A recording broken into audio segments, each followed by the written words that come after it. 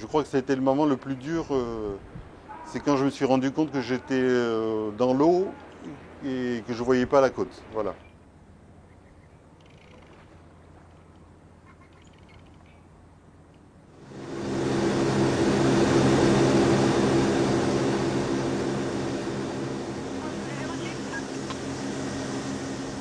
Oui, Crossetel, là, vous m'entendez? Je vous recevais pas avant, là.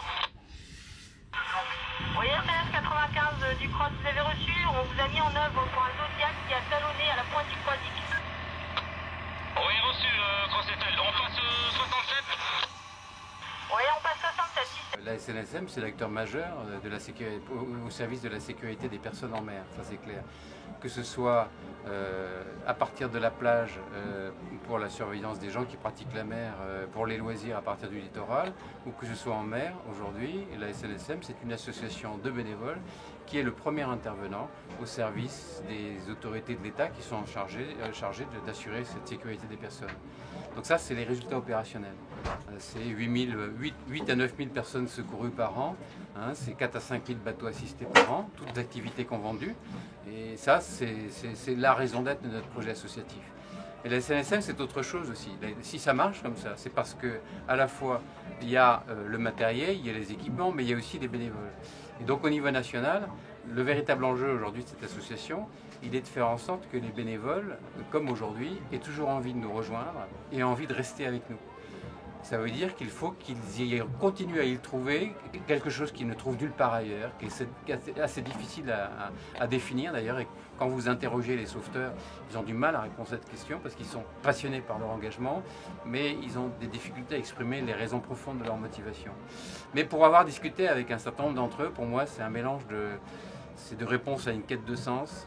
Parce que c'est un vrai sens comme engagement d'aller sauver les personnes. C'est de l'amitié, c'est très fort dans l'engagement. C'est la mer, donc la possibilité de se coltiner avec la mer, parce que tous ces bénévoles sont vraiment des passionnés de la mer. C'est une occasion, cet engagement, de se valoriser au travers des qualifications qu'on peut acquérir, servir un beau matériel, acquérir des belles qualifications. C'est tout cet équilibre entre la raison qui est les résultats opérationnels de la SNSM et puis un peu la passion qui anime le bénévole et qu'il faut arriver à préserver de manière à ce qu'il continue toujours à nous rejoindre.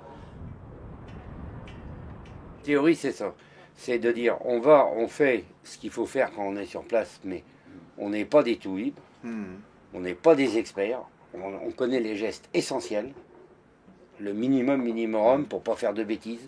Hein, on l'avait démontré déjà avec le sauvetage du petit père de 82 ans.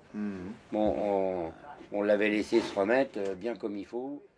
À tous les niveaux, une prise de conscience des nécessités et des spécificités de l'intervention secouriste et médicale en mer. Il y a d'une part tout cet aspect-là des choses qui a abouti, donc, je le disais, à un niveau de formation tout à fait pertinent en termes de secourisme. Et puis sur le versant professionnel, et là je prends ma casquette de médecin urgentiste, on a également essayé sur le littoral français de développer la notion de SMUR maritime qui désormais est une notion officielle et qui permet donc de médicaliser avec des gens compétents les hélicoptères de la Marine nationale.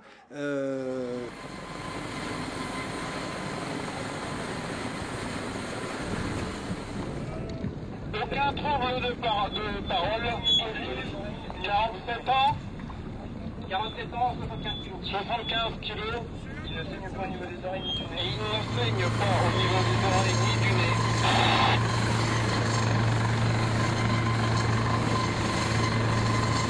Pas de PCI à PLS à cause de non-pêche. Le monde du sauvetage n'est pas fait que pour la plaisance, il est fait aussi pour la pêche. Et dans ma carrière, justement, j'ai eu l'occasion d'avoir ce genre de drame. J'ai vu un bateau chavirer devant mes yeux. Et je crois que c'est peut-être ça qui m'a donné la motivation de venir à la station. Et aujourd'hui, j'ai fait 13 ans que je suis là et ça fait 13 ans vraiment de bonne expérience. J'ai appris beaucoup de choses. Et 25 bénévoles à la Turballe, 25 à la station. Alors, y compris le président et la secrétaire. Autrement, le reste, c'est des bénévoles, des gens qui sont prêts à partir en mer quand le CROSA nous le demande, quoi, parce que c'est le CROSA qui gère tout ça, bien sûr.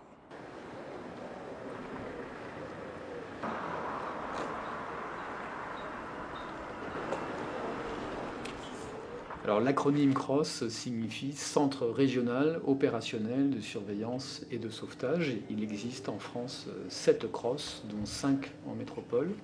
Et le CROSS Etel, basé dans cette petite commune du Morbihan, a en charge 8 départements littoraux, de la pointe de Pamar à la frontière espagnole, et couvre une zone de compétence qui court jusqu'au 8e méridien ouest au large. Appel à tous, appel à tous, appel à tous, du CROSS à Etel pour la diffusion du bulletin météo côtier.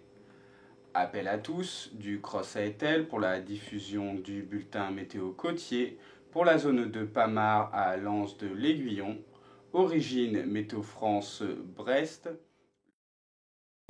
Lorsqu'on dit que les CROSS ont pour mission le sauvetage en mer, c'est un raccourci. Les CROSS en tant que tels ont pour mission principale de recevoir les alertes d'urgence et de détresse et de coordonner l'opération sauvetage, autrement dit de l'organiser. En tant que tel, un CROSS n'a pas de troupe. Ce n'est pas le CROSS qui va intervenir en son nom propre sur le terrain et sur les lieux du sinistre.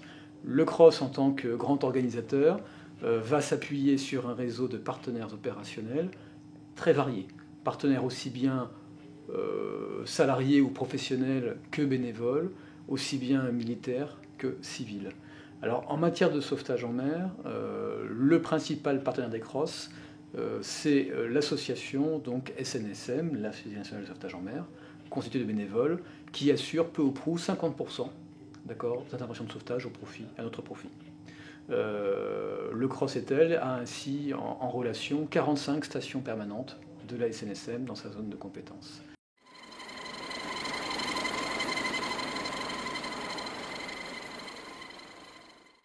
Quand vous faites un appel en radio VHF, tous les navires à proximité vont entendre cet appel.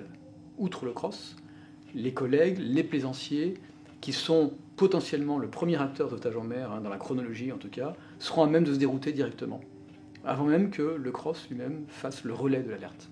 La radio, c'est all ships, c'est tout navire, d'accord ? C'est propagation tout autour de la portée, en tout cas, du moyen défini, donc portée en onde métrique pour la VHF. Premier atout, alors que le GSM, c'est du point à point. D'accord ? Vous allez faire le 112 ou le 18, vous allez faire le numéro du CROSS, et vous n'aurez une discussion qu'avec la Terre, et non pas avec les moyens nautiques ou les navires privés à proximité.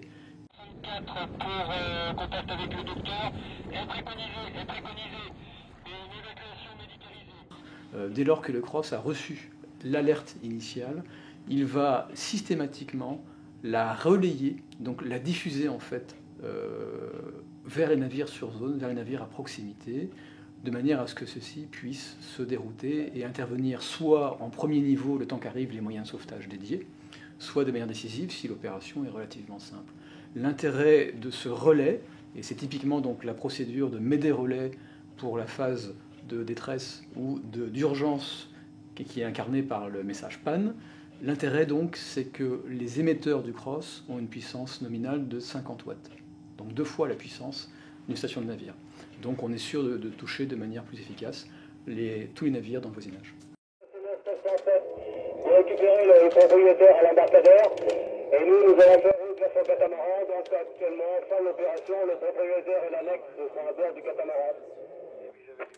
Ouais, du CROSS Etel, donc les personnes, les propriétaires et l'annexe récupérés donc, sont ramenés sur le catamaran et donc fin d'opération.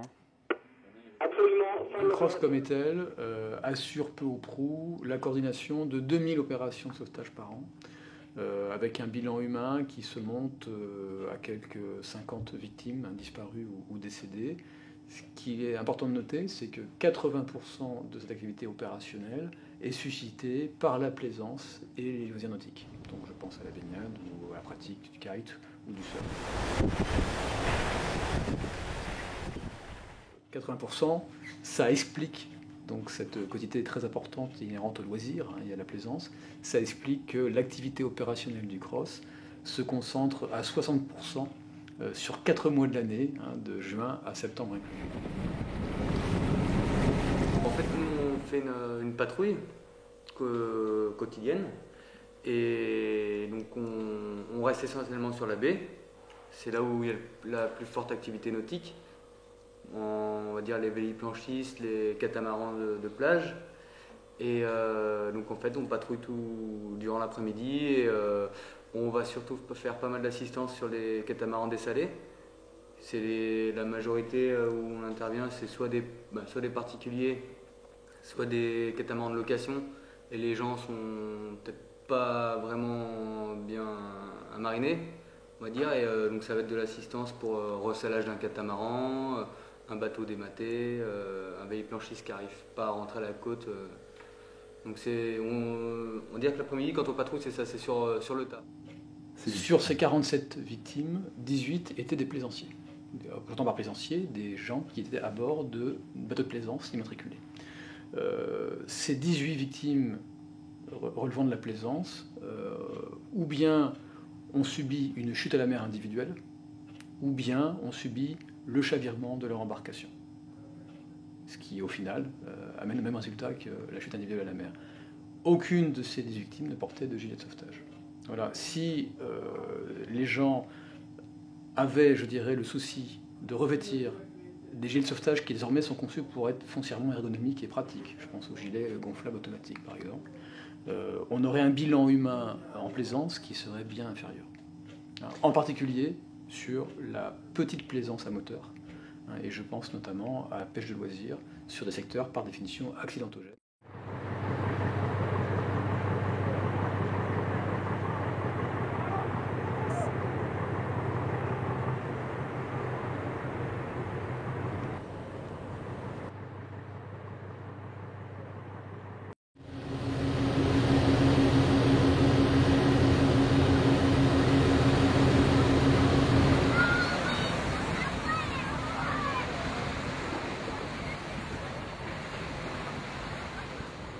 On est à la commune de Sainte-Maxime, dans le Var, sur la plage de la Garonnette.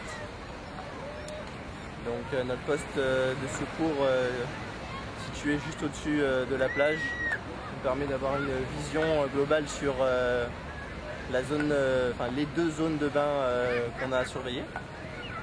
Avec au milieu notre chenal de sécurité nous permettant de prendre notre Zodiac afin d'aller intervenir éventuellement au-delà de la zone de bain, dans les 300 mètres. Alors, concernant les 5 différents diplômes que nous avons, il est quand même bien de dire que le PSE1 et le PSE2, qui sont des niveaux de secourisme, donc 1 et 2, sont l'équivalent des niveaux de secourisme des pompiers. Donc on a exactement la même formation qu'eux et on a exactement appris les mêmes gestes pour le secourisme.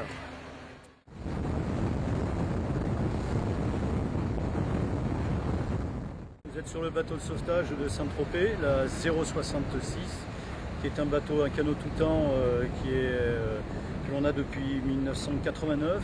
Donc j'espère que le prochain, on va l'avoir dans 4 ans. Il est formé d'un équipage de jeunes canotiers et de jeunes patrons et sous-patrons. Saint-Tropez est un petit village, on est tous des bénévoles et on appareille en essayant d'appareiller en moins d'un quart d'heure. Dans le golfe de Saint-Tropez, notre activité elle est polyvalente, je dirais, vu le nombre de bateaux que l'on a en été, où on a toutes sortes d'interventions, que ce soit du feu, des sauvetages, des voiles déchirées, panne de moteur, toutes sortes d'interventions. Malheureusement, en saison, on tombe sur des gens qui ne savent pas tellement ce que c'est que la sécurité en mer et il faut agir relativement vite. Donc il faut être bien formé et être efficace, et c'est notre rôle et notre but.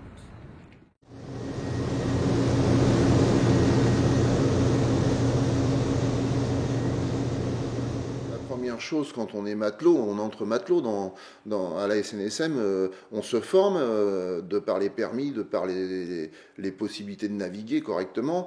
Quand on sait naviguer correctement, on a l'aptitude quasi au commandement, puisque ça veut dire qu'on peut emmener son bateau, ça veut dire qu'on peut emmener des hommes. Et donc cette formation, je dirais, se fait au fil du temps, par les brevets qui sont acquis, bien sûr, mais surtout par l'expérience. Alors la SNSM a historiquement beaucoup de marins professionnels, c'était surtout le monde de la pêche qui qui embarquaient. Donc bien évidemment, on n'avait rien à apprendre en tant que marin pour devenir sauveteur en mer quasiment, puisqu'il s'agissait bien d'aller avec les embarcations au devant des personnes en difficulté, et c'est bien de marins dont on avait besoin. Aujourd'hui, la donne est un petit peu différente, puisque les marins qui embarquent à la SNSM sont de tous horizons. On peut avoir des gens qui sont dans l'environnement du bâtiment, par exemple, c'est mon cas, mais ça peut être aussi des gens dans l'environnement du commerce, ça peut être des gens dans l'environnement de toutes sortes de métiers finalement. Et donc la SNSM, bien sûr, aujourd'hui forme ces marins et donc qui viennent de tous horizons. Alors évidemment, quand on arrive du milieu maritime, il y a des portes d'entrée, je dirais, plus faciles, bien évidemment, puisque le cheminement est moins important, puisque le marin connaît déjà la mer. Mais il n'en reste pas moins vrai que le sauvetage en tant que tel, c'est vraiment une question d'expérience aussi. Et donc l'expérience, c'est le vécu. Plus on a vécu d'expériences difficiles en mer pour pouvoir imaginer les scénarios qu'on va devoir mettre en œuvre pour sauver les personnes, plus, je dirais, on devient compétent. Tout à fait. C'est le sauveteur, la motivation du sauveteur, c'est d'aller aider quelqu'un qui est en difficulté en mer, bon, à terre aussi bien sûr, puisqu'on a la branche nageur-sauveteur, mais c'est un mouvement, je dirais, naturel chez le marin. Donc la mission de ce soir, c'est d'aller évaluer la situation d'un bateau qui s'est échoué sur l'île des Évins, afin de pouvoir opérer au remorquage qui devrait avoir lieu suivant les conditions météorologiques demain ou après-demain, à évoluer suivant les conditions de temps. C'est la partie la plus féroce parce que c'est la partie où il y a les hauts fonds. Et il va falloir jouer extrêmement fin pour à la fois garder la sécurité des plongeurs, des nageurs qui vont intervenir pendant le remorquage, et préserver également le bateau dans le meilleur état pour pas qu'il y ait de voie d'eau. D'accord. J'ai l'impression qu'il y a de l'eau dedans. Je suis tombé à l'eau, juste après la ligne d'arrivée. De nuit, il était à 4 h du matin. Mon bateau a fini, lui, sur les rochers aux Évins. Et donc après, j'ai dû mettre en place toute une organisation, on va dire, à ma survie, en attendant qu'un éventuel secours se fasse. Beaucoup de choses qui rentrent en compte. Déjà, le fait d'avoir passé la ligne d'arrivée, donc on est psychologiquement beaucoup plus mou, parce qu'on n'a plus aucun stress de course, la pression est totalement tombée. La fatigue, parce que c'est une course où on dort très très peu déjà. J'ai dû dormir 4 heures sur les 3 jours, donc en dette de sommeil énormément. Et l'inattention, et surtout une grosse erreur de ma part, parce que même fatigué, je n'étais pas attaché, je n'avais pas de gilet.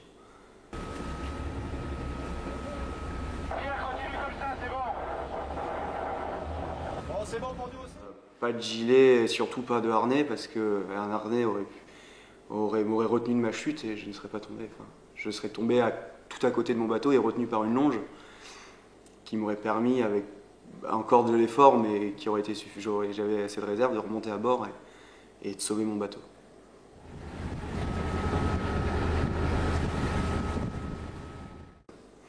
Donc je suis tombé en veste de quart, pantalon de ciré, bottes, avec une première peau, donc j'étais avec des vêtements légers sous moi. Dans les 5 premières minutes, je commençais déjà à couler avec ma veste de quart. Donc j'ai tout de suite enlevé veste de quart, bottes, salopette, ce qui m'a permis à être beaucoup plus libre dans l'eau. J'ai nagé jusqu'à, donc c'était après une ligne d'arrivée, nous étions donc dans la baie de Pornichet, et j'ai réussi à nager jusqu'à la bouée des Guérandaises, à laquelle, parce que une fois j'ai voulu donc m'organiser, et je me suis dit que me mettre à côté quelque chose de solide et lumineux serait potentiellement plus simple à des recherches. Donc je me suis approché de cette bouée, j'ai essayé de monter dessus, et c'est vrai que c'est pas possible. C'est trop haut, il y avait trop de mer parce que les conditions étaient difficiles, il y avait encore 35 nœuds, 2 mètres de houle, donc c'était pas spécialement facile. Et puis après, on attend. La première heure a été, on va dire, assez simple, pas trop froid, pas trop fatigué, et la dernière partie a été très très très dure, due au froid. au froid et à l'attente, parce que moins vite ça arrive, moins vite vous pensez que ça va être possible de se faire secourir. Donc. Il y avait le bateau comité donc, de la course qui était à l'autre bouée rouge. C'était pas très loin, ça devait être à 0,2000, 0,3000. Mais je ne voulais pas traverser parce que je ne savais pas du tout comment était le courant. Donc j'avais pas envie de me faire embarquer soit au milieu de la baie, soit en mer. Je ne savais pas comment psychologiquement j'allais vivre cette traversée, donc j'avais pas envie de suffoquer dû à un excès de stress et là pour le coup couler. Donc je suis resté sur ma bouée en criant de temps en temps pour essayer de donner ma position. Tiens-le comme ça, Jean-Pierre. Diminue la gîte, Jean-Pierre. Tiens-le à 45 degrés. Diminue la gîte, Jean-Pierre. Diminue la gîte, Jean-Pierre. Diminue la gîte. Après, au bout d'1 heure et demie, il y a un concurrent qui est passé. Apparemment, il m'a entendu en criant et qu'il a pu donner ma position à un Zodiac qui est venu me chercher. Donc. Parce qu'à la fin, moi, en fait, ils m'ont rattrapé quand je commençais à m'endormir. Je commençais à couler, en fait. Ça, c'est des souvenirs que j'ai encore. Moi, les seuls souvenirs que j'ai de moi, dans le Zodiac et un peu dans l'eau aussi, c'est moi, on est comme un film, où c'est moi qui suis l'acteur, mais je suis derrière ma télé, je me vois de dehors. On m'a dit que j'ai eu de la chance, surtout.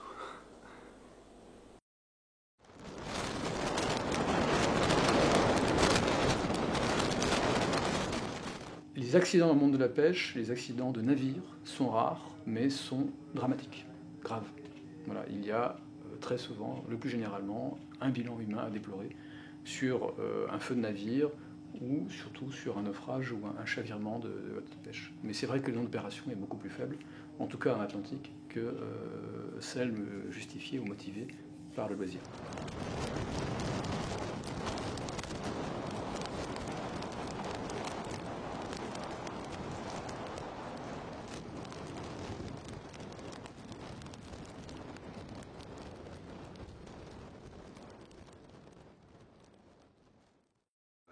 D'une passerelle, c'est pas parce que vous voyez l'autre bateau que nous allons vous voir. Ça va dépendre énormément des conditions de mer. Il faut bien se rendre compte que moi je suis à 30 mètres au-dessus de l'eau. On peut naviguer dans des conditions de mer assez fortes, voire avec des creux de 4-5 mètres. Il sera très très difficile de repérer un navire d'une dizaine de mètres, d'un voilier ou d'une vedette. On va l'apercevoir, mais assez tard. Hein, donc il faut faire très très attention à ça. Nous on fait une veille, comme je vais y revenir, une veille visuelle, une veille radar. Si votre navire est dans des creux de 4 à 5 mètres, il n'est pas évident que votre écho va ressortir au radar. Donc on préconise l'utilisation de réflecteurs radar. Bon, moi je suis un peu sceptique là-dessus. Il faut quand même les utiliser. Hein. Les bateaux en coque plastique, faut bien se rendre compte que les retours radars sont pas terribles. On aura une meilleure perception en radar d'une coque en acier, ça se comprend. Donc surtout, vous faire voir. De nuit, c'est la même chose. Les feux sur un bateau à voile ou sur une petite vedette, c'est pas évident. Même des feux de tête de mât dans la houle.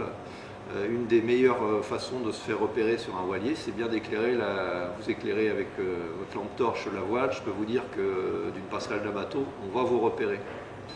Pensez si vous manœuvrez, pensez à manœuvrer tôt, pas au dernier moment, et de façon franche, qu'on puisse repérer votre changement de cap. Il n'y a pas de priorité en mer, hein. Il y a des navires privilégiés. Le législateur a bien fait la différence. Donc si nous on doit manœuvrer, ça n'empêche pas que vous avez à manœuvrer aussi si vous sentez que vous arrivez à un danger. Et de toute façon, le bon sens marin fait que vous n'allez pas forcer une priorité, enfin ce que vous pensez être une priorité, avec un navire qui fait 150 ou 200 mètres de long sur un navire qui en fait 10. Donc lorsqu'il y a des manœuvres dans les chenaux étroits de navires de commerce, surtout vous laissez la place, vous dégagez, vous passez à au moins 300 mètres, hein, vous laissez une zone de 300 mètres claire, et vous n'essayez pas, vous ne tentez pas de passer devant. Hein. Même si vous pensez que vous allez pouvoir le faire parce que vous avez la vitesse pour passer devant, rien ne vous dit hein, que vous n'allez pas avoir un problème de moteur juste au mauvais moment, parce que faut pas dire que ça n'arrive jamais, ça arrive, et c'est arrivé plusieurs fois. Et là, on se retrouve avec une situation dangereuse, une situation de collision. Donc lorsque vous entendez 5 coups de sifflet bref, hein, qui est donné par le navire de commerce qui rentre, c'est pas pour dire bonjour, c'est pour vous dire attention, je ne comprends pas vos manœuvres, je ne sais pas ce que vous voulez faire. Donc dégagez, partez ailleurs, mais ne restez pas là. 5 coups de sifflet bref. Hein, gardez ça en mémoire. Un coup de sifflet bref, ça veut dire que le bateau va venir sur tribord, si jamais vous avez un problème et que vous êtes stoppé. Un coup de sifflet bref, je vais venir sur tribord pour essayer de vous éviter. 2 coups de sifflet bref, je viens sur bâbord. Tout ça, ça doit être connu de tous les skippers et responsables de navires. Un canot de sauvetage fait aussi du dépannage, il faut le savoir. On a différentes missions en mer. Donc les missions assez basiques ne sont pas systématiquement débriefées parce que c'est de la dépanneuse, là il n'y a pas de besoin de débriefing. Dès qu'une mission devient un peu plus compliquée, et en général lorsque on a des évacuations sanitaires et qu'on touche au milieu médical, systématiquement les missions font l'objet d'un débriefing. Alors ce débriefing n'a pas toujours lieu sur le coup, c'est-à-dire au retour de mission, simplement parce que d'abord l'équipage peut être fatigué et que c'est compliqué, c'est parfois long. Donc en général, c'est débriefé dans les 24 heures. L'équipage se retrouve en toute convivialité et autour de la table du local des sauveteurs en mer. Et donc on aborde le déroulement, on aborde aussi parfois des problèmes relationnels compliqués qui peuvent avoir lieu. Et suivant ce qu'on va trouver, malheureusement, les victimes sont pas toujours vivantes quand on les ramène. Et donc ça peut marquer, suivant l'état de la personne qu'on récupère, ça peut marquer bien évidemment les sauveteurs, ça peut marquer l'environnement, ça peut marquer les familles. Et donc on est amené aussi, d'ailleurs dans ce cadre-là, parfois à avoir des contacts avec les familles au retour qui ne sont pas toujours simples. Donc c'est derrière extrêmement important de parler, hein, c'est humain et c'est nécessaire. C'est nécessaire dans la vie courante, ça l'est d'autant plus dans le cadre d'une activité de sauveteur, bien évidemment.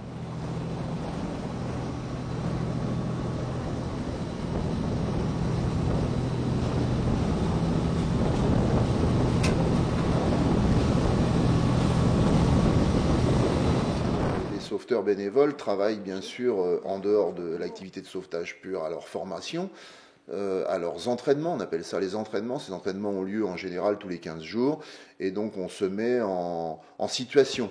Alors en situation avec des volontaires, des gens qui font la victime, il y a des rotations, des rôles de chacun, et on a des... Allez-y, faites. Tiens, je continue à le tenir jusqu'à ce qu'il soit là-bas, et à la fin, je vais vous rejoindre. Sur les côtés, il faut le faire.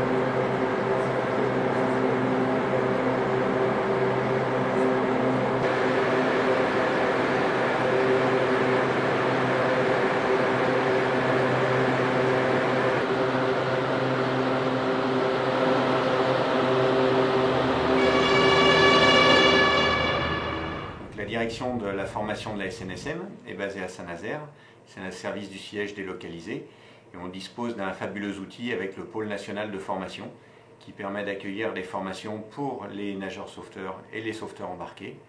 Et donc nous formons ici à la fois les cadres et les experts qui interviennent dans les différents domaines. Donc pour les nageurs sauveteurs, ça va être les sauveteurs qui interviennent sur les côtes dangereuses, les pilotes de jet ski, et puis également tous les formateurs qui interviennent dans ces différents domaines.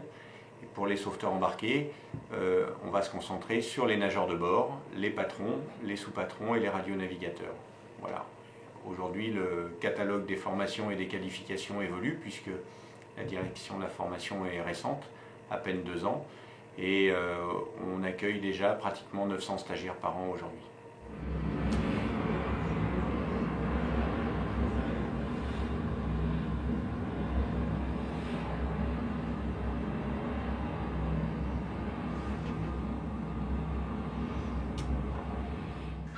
Il existe pour le monde de la plaisance des centres de survie. Ces centres, les plaisanciers peuvent s'y inscrire, participer sur quelques jours ou sur une petite semaine et se former ainsi, moyennant quoi, après cette formation, ils sont beaucoup plus à l'aise pour aborder le potentiel accident qui peut leur arriver.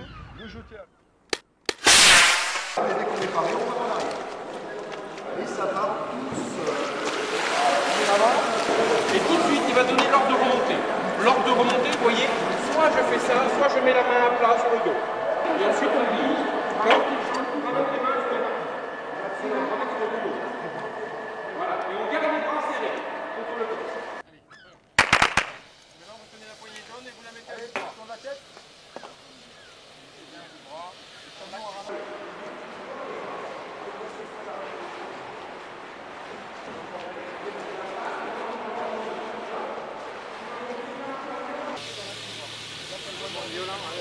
Voilà, la flamme est violente. C'est qu'on est le ressort.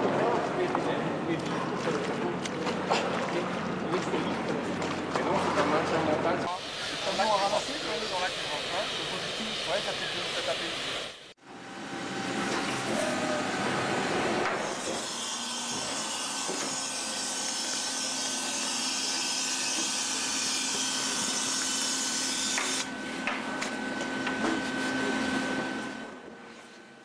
Non, moi je pratique la pêche côtière, donc à moins de 6000 des côtes. Donc je pars à la journée, ou 1 heure, 2 heures, ou pas très des grandes sorties quoi.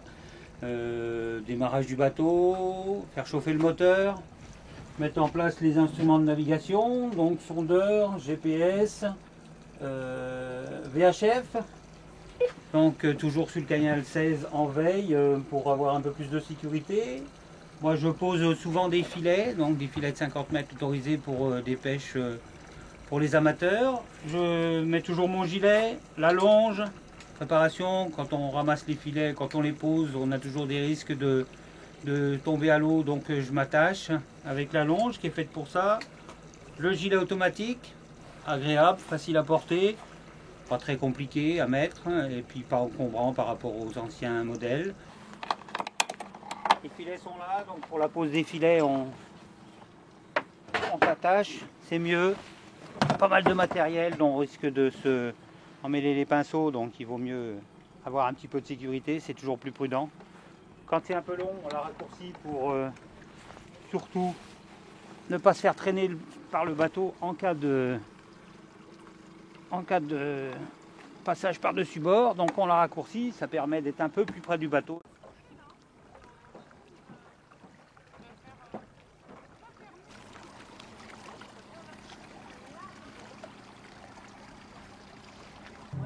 Canal 16, canal de sécurité en veille.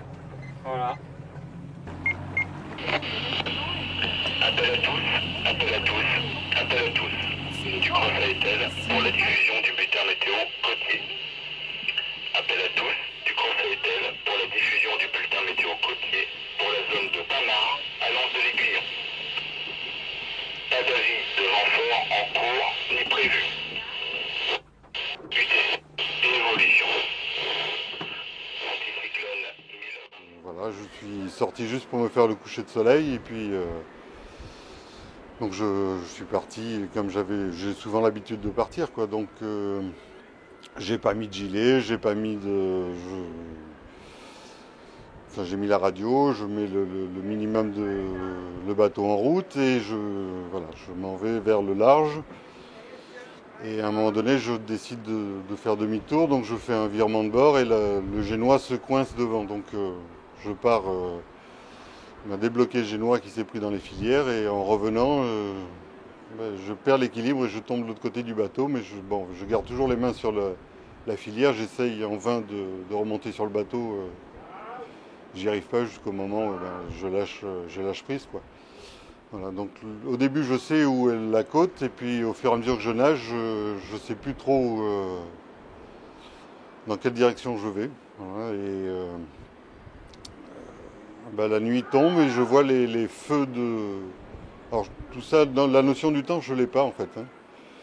Et je vois les feux des bateaux, je reconnais les feux de bateaux qui sont au large de Bayonne, pardon. Donc je les vois, ils sont pas. J'ai l'impression qu'ils ne sont pas très loin, donc je me dirige vers eux. Et je nage comme ça jusqu'au moment où le jour se lève, qui est un grand moment pour moi. Et là je vois sur le côté gauche, je vois bien la plage parce que je sais que d'abord elle est là, et puis je jette un œil. Et je vois un château d'eau. Donc je me dis plutôt que d'aller sur les bateaux où je ne sais pas ce que je ferai parce qu'ils sont grands, appeler quelqu'un ça va être compliqué. J'ai même envisagé de monter par la chaîne, enfin bon, plein de choses se passent dans la tête. Et toujours est-il que je vais vers la plage, mais je suis plus près des bateaux que de la plage et voilà, je nage jusqu'à arriver sur la plage. Là ça fait un bon moment que je vois quelqu'un sur la plage. Et j'ai hâte d'arriver pour lui demander de me donner un coup de main. Voilà, je passe les vagues. Ça aussi c'est un bon moment parce que je sais que le bord est prêt, quoi. Donc je fais tout doucement. Puis à un moment donné j'ai pied et là je crie que j'ai pied. En fait je me rappelle avoir crié que j'ai pied et toutes mes forces s'estompent, s'en vont, quoi. Donc j'arrive pratiquement en rampant sur la plage et je me dirige vers la personne qui était en train de chercher des bouts, des morceaux de bois. Voilà, et je lui dis que s'il pouvait me porter secours.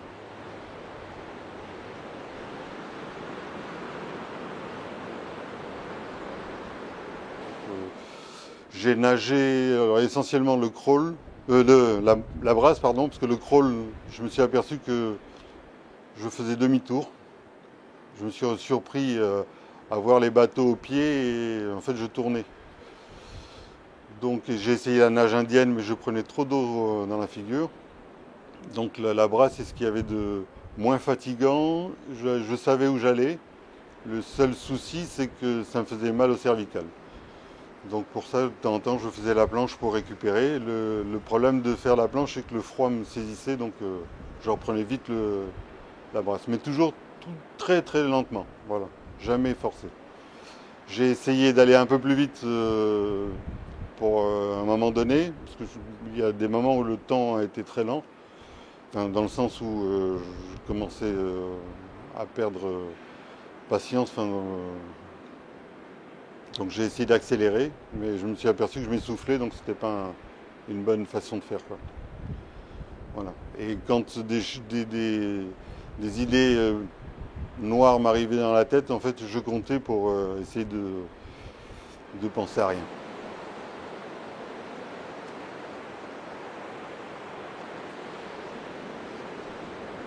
La chance que j'avais, c'est que je n'avais pas de crampes et le froid était supportable. Dès que j'arrêtais de nager, le froid devenait insupportable. Donc en fait, il faut nager pour garder un mouvement et ne pas s'essouffler, pas nager trop vite, pas essayer de...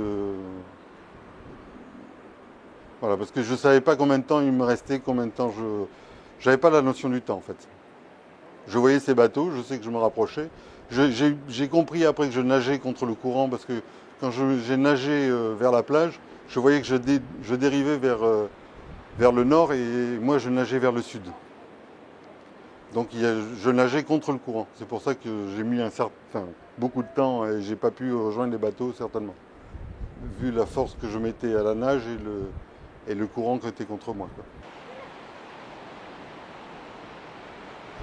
Il y a des moments où bon, on se dit tout va bien, tu es encore là, tu as envie, continue, voilà, pense à tes enfants, machin. Où il y a des moments où on se dit on arrête de nager. Il y en a marre, quoi. Voilà, donc et c'est bon. Et là, je disais, c'est pas possible de s'arrêter là comme ça. Tu as encore la force de le faire, t'as pas froid, t'as pas de raison de t'arrêter. C'est juste du mental, en fait. Donc je compare ça à quelqu'un qui fait un grand marathon et qui, en fait, c'est le mental qui nous tient. Quitte à marcher, mais ne pas s'arrêter, en fait. Voilà.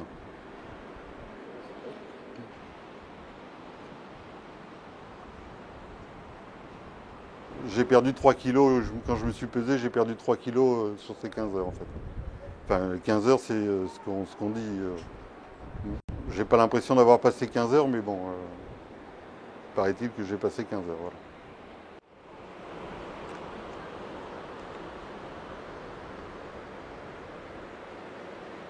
J'ai jamais perdu connaissance. Non, la chose que j'ai eue quand la personne est partie chercher des secours, en fait, d'abord c'était quelqu'un qui est extraordinaire, que je n'ai pas revu. Elle est restée un bon moment avec moi pour voir si j'avais toute ma tête. J'étais conscient avant de me laisser tout seul sur la plage. Donc on a parlé, on a parlé de l'heure, etc. Pourquoi j'étais parti tout seul, comment ça se fait que j'étais dans l'eau. Et après, elle est partie en courant, elle a pris son sac à dos, cette personne, ce monsieur d'ailleurs, qui est un militaire à Bayonne dans les parachutistes, qui repartait en mission juste après, donc j'ai pas eu des nouvelles de lui, mais dès qu'il est parti, j'ai creusé dans le sable, je me suis ensablé, parce que le froid en fait était en train de me prendre, donc, et je me suis recouvert de sable. Et là, je me suis endormi. J'ai pas l'impression de m'être endormi, mais je sais que j'ai sursauté quand les pompiers sont arrivés en voiture à côté de moi, quoi. Voilà. Donc là, ils m'ont tout de suite mis une couverture. Et bon, ils ont pris ma température. Et puis après, ils m'ont amené au poste de secours où ils ont fait les premiers soins. Et après, je suis parti en hélicoptère à l'hôpital de Bayonne. Voilà. Ce qui s'est passé, c'est que pendant très longtemps, pendant 2 mois, j'ai fait les cauchemars la nuit assez régulièrement où je vois le bateau qui s'en va. En fait, je crois que c'était le moment le plus dur. C'est quand je me suis rendu compte que j'étais dans l'eau et que je ne voyais pas la côte. Voilà. Donc ça a été le moment de panique. Enfin, quand je vois le bateau qui part et là, je dis, là c'est bon, j'ai un grand problème. Il aurait fallu, c'est que j'ai un gilet de sauvetage avec une balise et pas un gilet de sauvetage tout seul. Très sincèrement, je pense que ça ne m'aurait pas aidé. Parce que je pense que j'aurais eu plus froid et ça m'aurait peut-être aidé à... Même pas. Parce que le repos, je l'ai fait avec la planche et la mer était calme, donc j'ai eu aussi cette chance, c'est que la mer était calme. Peut-être qu'avec une mer beaucoup plus démontée, un gilet aurait peut-être servi, mais là, je sais que je l'aurais enlevé. Parce qu'il m'aurait gêné pour nager, que j'aurais eu des frottements supplémentaires, voilà.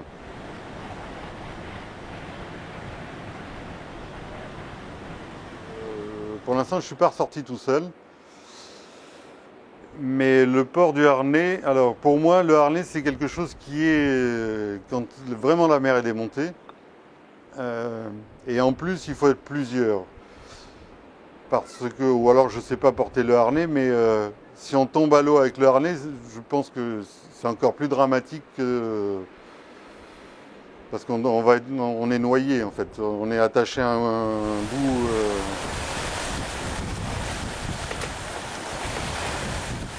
La mer, c'est quand même un espace de liberté. C'est vrai que bon, la liberté, ça se mérite aussi, dans le sens où il y a d'autres personnes comme la SNSM qui sont derrière, des gens qui sont merveilleux et bénévoles, et enfin, tout ce que ça comporte, parce que c'est des gens aussi de la mer et qui sont là pour nous secourir. Mais c'est aussi un espace de liberté, donc c'est bien qu'il y ait cette liberté par rapport à la mer. si on met trop de contraintes derrière, on va encore rentrer dans un système où on aura moins cet espace de liberté. Voilà. La mer, c'est indispensable pour moi. D'être sur l'eau, c'est quelque chose de... Non, c'est vital, oui. C'est vital et mais je ferai plus attention, ça c'est sûr. Mais par contre, je m'achèterai un gilet avec une balise. Ça c'est sûr.